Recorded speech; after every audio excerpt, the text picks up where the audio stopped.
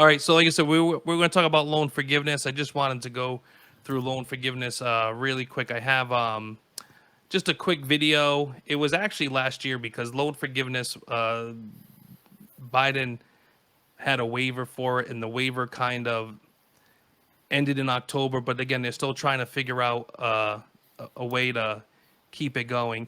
And I just wanted to play this quick. We can talk about it really quick because there's some things I hope other people catch it because there was just some things that I'm like, and again, I'll probably pause it and let people know, but it was just crazy to watch this video and again to know that there's people out there that feel entitled to their bad decision. So here we go.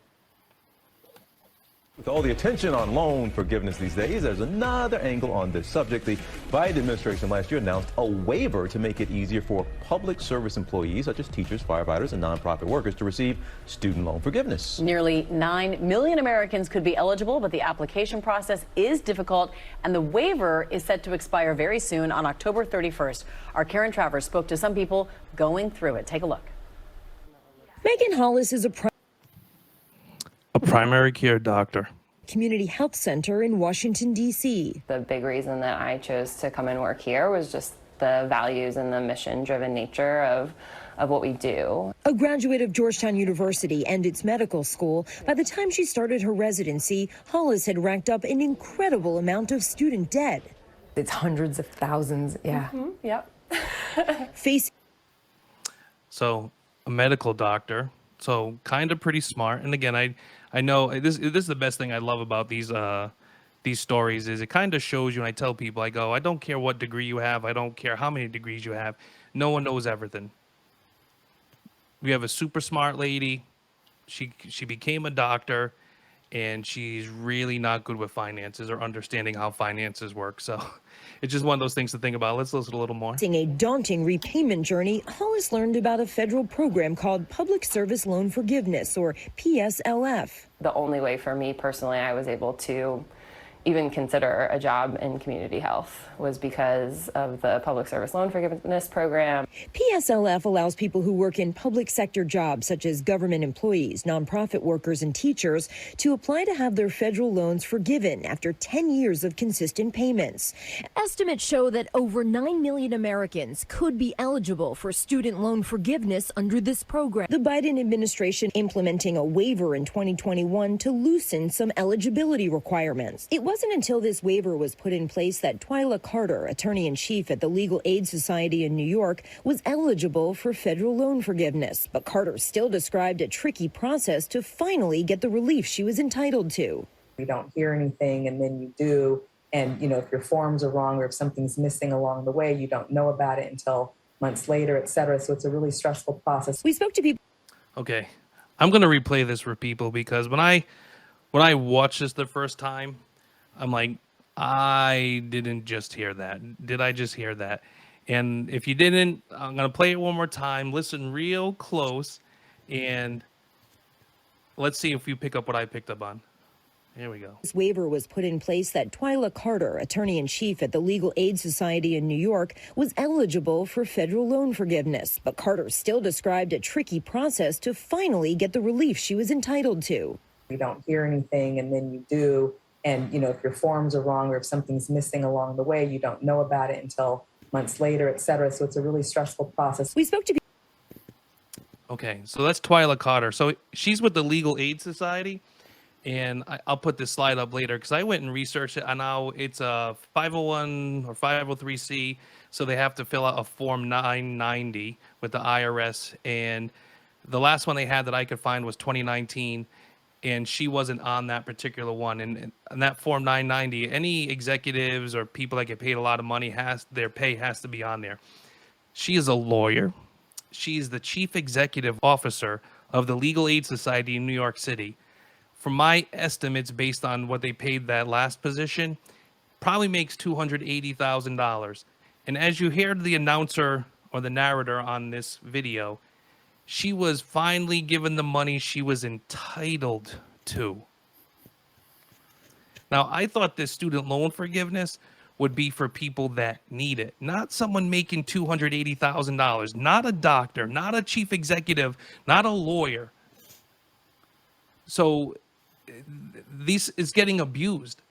And like I said, I'll post the link, and I'll post a picture when we're done listening to this, and just to prove that this company is probably paying her $280,000 to $300,000 a year, and in that person's mind, I needed to have my law degree loans paid off because I was entitled to it. People across the country who have applied for relief under this program to hear how it impacted their careers and financial decisions. For many workers, it means finally being able to buy a house or put money away for their kids' own college education, or just get a little bit of financial breathing room. Christy Saucedo has worked in education for more than 20 years. A special education teacher, Saucedo has applied for debt forgiveness in the past, but it wasn't until the Biden waiver was put in place that she saw a zero balance on her student loans. I reapplied and I didn't hold my breath because I'm very pessimistic. When I went on the website, it said balance owed zero. And I couldn't believe it. English as a second language teacher Andrew Reed has also worked in public schools for more than 2 decades. He now works 2 jobs so he can put extra money in his son's college fund while also making his monthly student loan payments. My wife and I are going to be paying make these loan payments well and after we retire. And that's just the reality of the situation. This is the other thing I don't like about these videos when they put these sob stories on there, is they don't tell you where these people went to college. They don't tell you how much they owe or how much they owed, if they got into some other financial trouble or whatever. But I couldn't imagine a 20-year ago, because he's been paying for 2 decades, right? Colleges weren't as expensive as everyone is saying now. What college did you go to? And it's funny because I know a lot of people that want to go to school to be teachers, and they go to these ultra expensive colleges, and I'm like, you can go to a state college and become a teacher. That's probably the smartest return on investment, because everyone knows teachers start out not making a lot of money, and depending on a state, sometimes you can make really good money. But when is the responsibility going to be on the person that's making these decisions? And understandably, you got an 18-year-old kid, 19-year-old kid. It's on the parents. And if you're just bad with that, I don't know what to tell you. I don't agree with Elizabeth Warren on a lot of things, but because she's obviously for student loan forgiveness. But, years ago, she had this great idea on credit cards that credit cards had to show that if you made the minimum payment, how long it would take you to pay off your balance and how much more you would pay.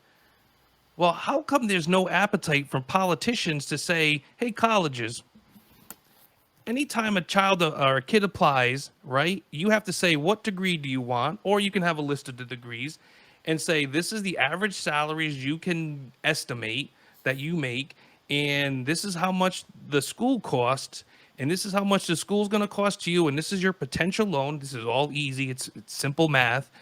And it will be $800 a month for 30 years. That's what you're looking at. And then, what people can do is be like, yeah, I don't want to do that. And show them the potential taxes they're going to pay too, because that's an important part of the equation. I think most people, especially kids when they graduate college, you graduate, you get this nice fancy job offer, you think you're going to be making all this money. You look at that first paycheck and you're like, where did it all go? Yeah. And you're like, oh, it goes to Uncle Sam. So again, like I think, and they would never do this because, in my opinion, they want most students to get into colleges where colleges most of the time have a certain type of mindset, and it's a certain type of mindset of that they want people to have, right? Because I think a lot of politicians wouldn't fund colleges if they came out and they were all people that were in the opposite party of them.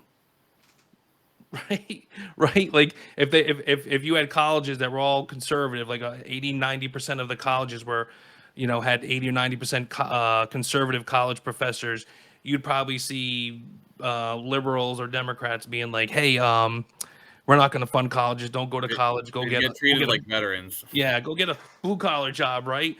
So again, now what it is, hey, listen, if we can if we can help these people go to these places and maybe come to our side of thinking on the political thing, we can just pay these things off. And then what we'll also do is other people will think we'll pay it off, and maybe we will, and we'll just get more votes because it's not our money, it's the taxpayers' money. And we're just using the taxpayers' money to keep ourselves in a position of power, which is, like I said, it's infuriating. But if they had any desire to fix the problem, they would do two things. They would get out of the student loan business or make it a lot different. And the other thing they would do is they'd have the sit down piece of paper mandatory that you have to sit there and it breaks it down for you. I tell kids all the time, my kids, their friends, I've had these discussions over the years with kids, and I'm like, where are you going to college? I want to go here. I go, why don't you do 2 years of community college and then go to the 4-year one for 2 years and save yourself a ton of money? But the problem is they get into these kids' head that you need to go to a 4-year college and you need to go to this big name school and that's going to do everything. But most people know that unless you go to an Ivy League school, your college and where you went only affects your first job out of college. After that, it's your experience and what the hell you can do. Because all they say is you have a degree, I have a degree, good. Unless you went to Harvard, Stanford, some Ivy League school, they don't care. So let's finish this up and we can. Oops. There we go. PSLF application is in limbo. Megan Hollis is now dealing with an unexpected twist, a notice in the mail stating that she was ineligible for the program. Paid my minimum payment so that as much as possible can be forgiven. But that's meant that with interest, I've actually, as of today, owe more than I did when I left medical school. But Hollis is disputing the rejection, saying she's confident she is eligible and still hoping to see a zero balance on her federal student loan payments. And if that moment happens... Tears, lots of champagne and cheers. Oh my gosh. So there's a couple things that I heard with that. And again, like, she states that when she graduated, some of her people that she went to college with went to do their job in these critical fields or these fields that paid a lot more money. And she wanted to do community health. That's noble. But she also knew by doing community health, she wasn't going to make the money necessary to fund her life and to pay back her bills. So sometimes, unfortunately, we have to put our, big pants on. Everyone has to put their big pants on and say, hey, you know what? Maybe what I'll do is out of college, I will suck it up for a couple years. Okay? And what I'll do is I'll go to a job where I can make some money, where I can get ahead. And then what I'll do is go do what I want to do. So what you have here is you have a person like, I want to do this because I want to feel good about myself, but I don't want to have to pay for my decisions. And it just blows my mind. And then the best thing about it is, hey, if they pay off your $100,000 in bills, what are you going to do? I'm going to go do stupid things like buy champagne, and I'll probably go buy a nice car and all this other. That's not what that was supposed to be for. That's supposed to help you out. So there's like 14 seconds left, and then Megan Hollis told us she has classmates who went into specialized fields who were able to pay down their debt while she is still drowning. But she believes her work in community health is critical, and she's hoping it's valued by the government with loan forgiveness. Listen, there's a lot of people with critical jobs. There's a lot of people, and I'll tell you what, like, you'll deal with them when you need them. Middle of summer, 98 degrees. You know who has a critical job? The guy that's coming to fix your AC. Your car's broken down. You need to get to work for a job interview or something, or you need to be somewhere the next day. You know who's critical? The mechanic. Yeah. Everyone has critical jobs, but the problem is we shouldn't have to fund or we shouldn't have to reimburse your loans because you're making bad decisions. How do you go to the grocery store and let's say, you go to this prestigious school, you get this benefit, you get your student loan paid for by the taxpayer.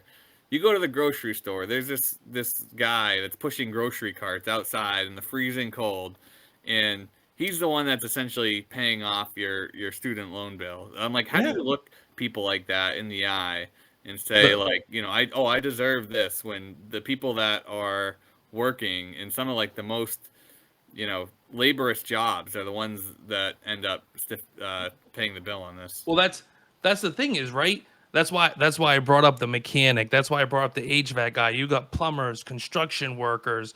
You have all these people out there fighting every day, struggling every day. Some people are doing things they don't want to do. A lot of people are doing things they don't want to do. But they're not asking other people to, hey, I want to do what I want to do. So I took out these bunch of loans. So can you like pay for them for me? And then I'm going to go get champagne and a nice house and all this because I'm a doctor. I mean, how do you, or better yet, I'm entitled as a CEO and a lawyer to have my student loans paid off. And again, so I have up on the screen, and so the people listening on Spotify, so for that legal aid society that lady works for, and again, this is from 2019, the attorney and chief CEO of that had a 35-hour work week. That's what it said. It said average 35 hours. Reportable compensation was $231,000, and then other compensation was $50,000. Now that's not for the same person, but I'm sure that it didn't go down. If anything, it's gone up. So you're talking $280,000 someone's being paid, and they believe they're entitled, that other people have to pay off their loans. And our government sits there and like, sure. Sure. You know, all the while you have these people that, a barber, talk about a barber, right? A barber cuts your hair and they make decent money. What loans do they have? Why should he have to pay for it? There's so many things you could think about. These people struggling. You have these people working, and I never look down on anyone that's out working. Like I always tell my kids, I'm like, listen, anyone that's out there working, I don't care how old they are, if they're serving you at McDonald's, if they're at Walmart, no matter where you are, they're working. Respect that. Respect that. Because I'm sure you might think in your head, like, I would never want to do that at 28 or 29. Well, I hope maybe you have a better job. But the bigger thing is if you need to work to provide for your family and pay your bills and do what you're supposed to and be a responsible citizen, I would hope you would do that. What I wouldn't hope you would do is sit there and be like, hey, listen, I made a bunch of bad decisions and everyone else should pay for it. And I think that's what we do. We're setting these people up. And again, I think one of these things they love talking about is another thing is like, hey, vote for us and we'll pay off your bad decisions. We got to stop. Like we got to stop. We got to stop letting politicians use the purse strings to stay in power. And we'll give you a nice deal on your mortgage too, like we talked about last Oh week. yeah, no, they're gonna penalize you if you're doing it right. Yeah. But again, if you do it wrong, they're gonna help you out with that. And again, I think the problem is, I understand the thought process behind a lot of these programs. I really do. The implementation sucks because what ends up happening is you're rewarding bad behavior. We have to stop rewarding bad behavior. We have to start rewarding good behavior. Now, again, one aspect of this thing I kind of like, well, if you made payments for 10 years, then we'll help you. So that kind of rewards people to pay it. But how about like this? How about, listen, if it's a federal loan, if you pay for 10 years, we'll kick off all the interest, but you still have to pay us the principal. I could get behind that compromise. You're being responsible. Interest is crazy. Pay the interest for 10 years. If you can do that, all you owe is the principal for the life of the loan, but you still have to pay it back. I could probably get behind that maybe. But just a flat out, nope, goes away, I just can't. I'm a sucker. I worked through school. I didn't go to on campus housing because I was couldn't afford it. I just got like a cheap $400 a month bedroom apartment. Wait, you made good decisions? Yeah, I mean, I'm like, you sacrificed. I guess I made the wrong decisions apparently. Yeah, no, listen. We joined the military to help. I went community college. I went to school part-time. I paid out of pocket. I put myself through college, and and it took me longer. It took me 6 years. But when I left college, I had no debt. I worked 2 or 3 or 4 jobs, went to school part-time. I struggled. And then what you have, and I'm nothing special, trust me. I'm nothing special. There's a lot of people out there doing the same thing I did. There's people out there with families doing that. But what a slap in the face to everyone that sacrificed and struggled to do the right thing, for other people to sit there and like, I'm entitled to this. No, you're entitled to have to deal with the decisions you made. Anything else? No, it's great point. I mean, I think to your point earlier, I mean, every job is important. And if you do the right things, really with any job, if you put in the hard work and you save your money, I mean, you can stretch in ways that like people that, I mean, look at these reports now, people making over 100 grand in the cities is the equivalent of like making 30 grand somewhere in, you know, the suburbs somewhere. So, or like somewhere more rural. So, yeah, again, if you are smart and if you just are do the right things, you can do a lot more than someone that, you know, does something different. That's a higher paying job, but is like makes bad decisions with that. Yeah. Well, again, Jim, thank you very much for, co-hosting with me. Thanks to everyone for watching and listening, and tune in next week, hopefully for another great show. Thanks again. Take care. Take care. Bye.